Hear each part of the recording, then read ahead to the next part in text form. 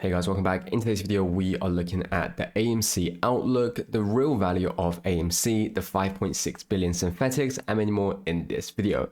First, we're taking a look at this. So Cinemark post record Q3 revenue on highest box office since pandemic, the consumer enthusiasm. They delivered record high quarter revenue of 922 million that grew 5% year over year, and they reported 189 million of net income and record high third quarter adjusted EBITDA of 221 million with a robust 23.9% adjusted EBITDA margin. So all in all, what we're seeing for the Cinemark earnings is that they are, of course, good. So that can reflect to what we've talked about with AMC. Like we've said, we're paying attention to our competitors, to other peers in the industry, because it allows us to have a better understanding of where we can be looking at for AMC. And so the very fact that it's happening for Cinemark, for them to have this, for them to have benefited from the box office, so will AMC. Now, it's very obvious, and you can see this. Cinemark just made almost $200 million bottom line earnings in Q3, and Wall Street said AMC would be negative.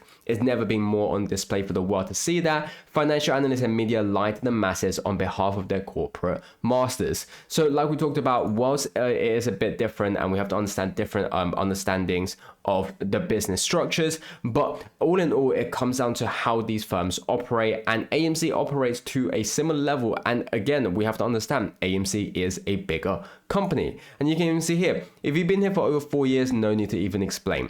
But if you're a new investor to AMC, then use common sense. Biggest theatre chain doing a whole lot better on all categories, yet we get a negative BS daily. So you can see this article talking about AMC's holdings shares lagging the industry, but so is the business. And then you can see they talked about Cinemark, where they're talking about consumer enthusiasm. So here they're talking about overall, not just how Cinemark is operating, but the consumer, how the consumer is obviously enthusiastic. And so if we're having a market where the consumer themselves are very optimistic and enthusiastic, then AMC will also benefit from this, because it doesn't come down to how a company operates, but rather how the consumer is, of course, operating. And so again, these articles where they talk about AMC's lag in the industry and the business, clearly they're saying this to try and get people to be staying away and selling their shares of AMC, especially when they understand that because we're seeing Cinemark reporting all-time record revenue in Q3. Because they're doing that, they understand that AMC is very likely to do this as well. You can see reports all-time record revenue in Q3, yet Wall Street consensus for AMC is negative.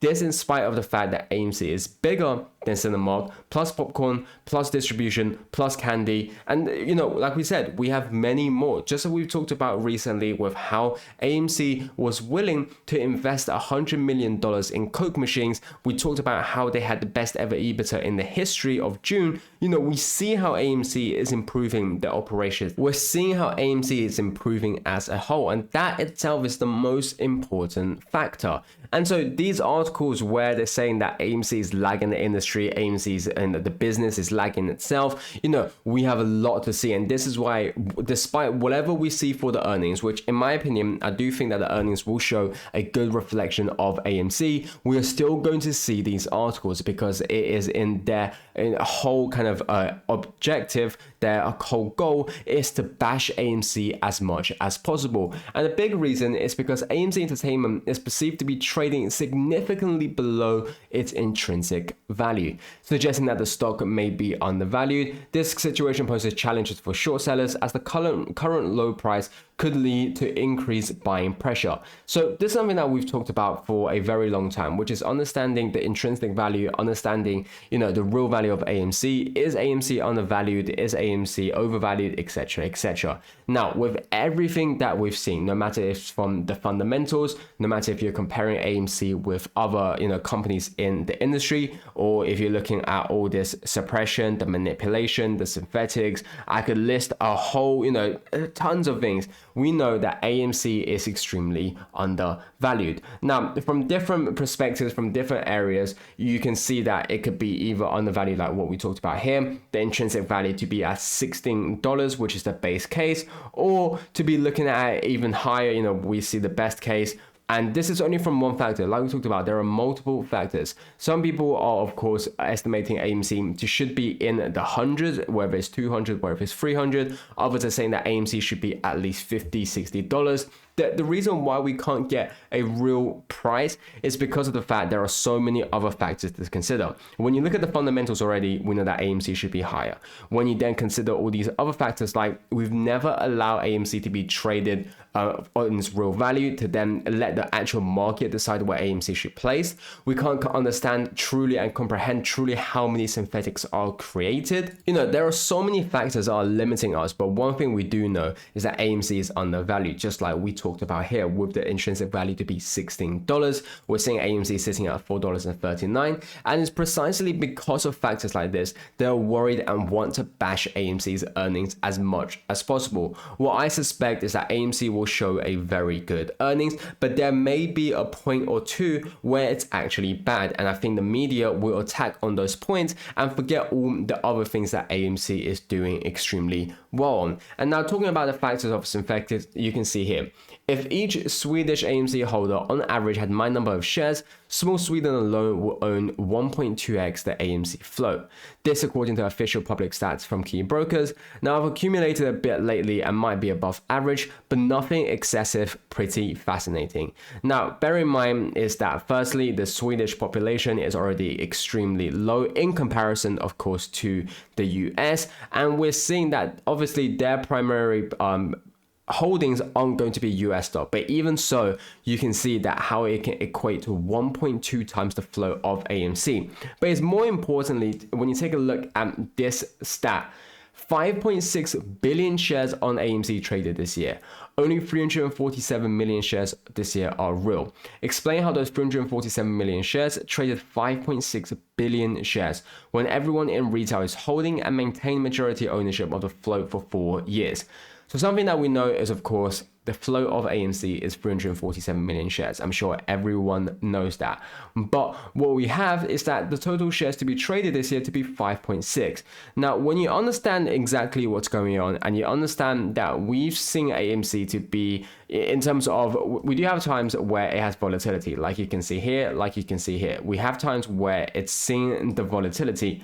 But when AMC is being extremely stagnant for the rest of the year, when AMC's OBV is clearly showing that people aren't selling, and how are we still getting 5.6 billion shares traded? Well, it's very simple, because what I just talked about was OBV saying stagnant, showing that people aren't selling. So if people aren't selling, how are there still more shares being bought? And that's because of the synthetics, and that's precisely why we're seeing the 5.6 billion shares. Like we talked about here, if Sweden alone can own 1.2x the AMC float, and they are on a population base relatively very small in comparison to the US, let alone their investor base, you know, you can also understand why this number of 5.6 is only the very, very minimal. It's very likely we're seeing even more synthetic shares being created, but this alone just kind of shows the whole grand scheme of things of what's going on in the market. Furthermore, and this is taking a look at the overall market right now, just in 953 billion was wiped out from the US stock market today. So if you take a look at the Nasdaq, at the S&P, you can see over a 2% drop for the Nasdaq. Now, you know, what we are seeing is, firstly, this is something that we aren't surprised about. Now, almost $1 trillion being wiped out shows a massive amount of collateral is going away. But bear in mind, the market is still relatively high. We've only just fell a bit from the all-time high. And so this amount is going to continue. We are still going to be seeing more and more money wiped out. And the reason why we're focusing on this is understanding that when you see this number and it's talking about how it's being wiped out, we can understand it as the collaterals of the short sellers to also being wiped out as well. And that's the important aspect, is understanding that what we're seeing is the liquidity for these institutions, for these short sellers to be going away. And that itself is important because that relates to how many synthetics they can create. That relates to how much they're continuously financing. Another factor is the reverse repo. What we're seeing it at is 201 billion. like we talked about, it's fluctuating. We started the week off with 207. We then saw yesterday at 247, and now we're down to 201. So you can see how it's obviously fluctuating. And that's why I said it doesn't matter, if it's going up or if it's going down within a daily basis. It doesn't mean that suddenly they're all going to get so much money. No, what we have to understand is that in the long term, in the long grand scheme of things, how is it going? We have to look at it from a monthly, even to a quarterly basis. And what we are seeing is that, of course, the money is overall going down. Now, bear in mind, it could go into next week and we're at 300 billion. But like I said, it doesn't matter. It does fluctuate, but it's just understanding that they are having difficulties of gaining liquidity. Anyway, guys, thanks for watching. I'll catch you guys next time.